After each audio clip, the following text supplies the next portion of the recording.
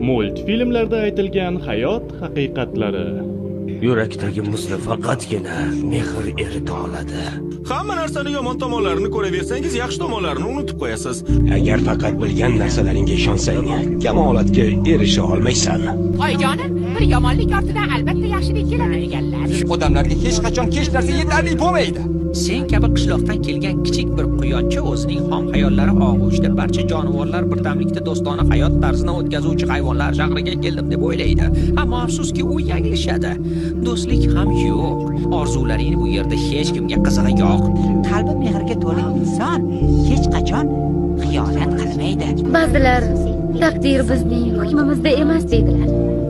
Ammo bir narsani aniq bilaman.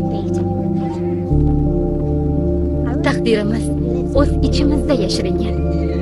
Uni ko'rish uchun faqatgina mardlik zarur.